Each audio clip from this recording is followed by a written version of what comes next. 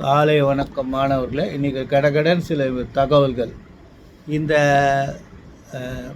தென்னை மரம் வந்து மரங்களிலே ராஜா மரமாக கருதப்படுவதற்கு காரணம் அந்த தென்னை மரத்தில் இருக்கிற எல்லா பகுதிகளும் மனிதன் உபயோகத்துக்கு கடல் பாசி ஏன் கலராக இருக்குதுன்னு காட்டால் அது வந்து வெளியில் இருக்க கலரை எடுத்துக்கிட்டு தன்னுடன் இருக்கிற கலரோட கலந்து கலர்ஃபுல்லாக இருக்குது அப்படின்னு சொல்லி இந்த மணப்புல்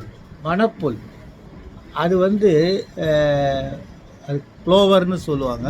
அது வந்து நிலத்தை எப்படி வளமையாக்குதுன்னு கேட்டிங்கன்னா மணிப்புல் அது வந்து அதனுக்கிட்ட இருக்கிற அந்த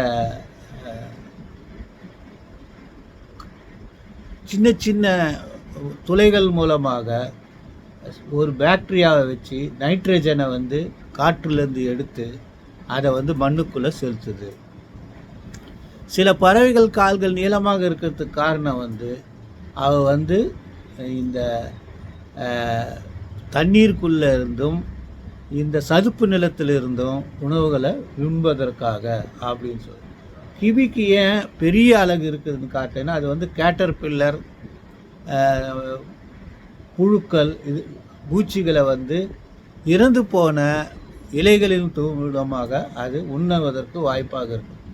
ஹிப்போபொட்டாமஸுக்கு வந்து மூக்கு வந்து வெளியே இருக்குமா. மூக்கினுடைய காரணம் வந்து தண்ணிக்குள்ளே இருக்கும்போது அது சுவாசிப்பதற்காக அதனுடைய மூக்கு துவாரங்கள் நீட்டு வெளியே தொங்குகுது அப்படின்னு சொல்கிறாங்க. யானைகளுடைய தந்தத்தின் மூலமாக யானைகள் வந்து உணவுகளையும் பள்ளத்தை வெண்டுவதற்கும் பொருட்களை தூக்குவதும் உதவுகிறது.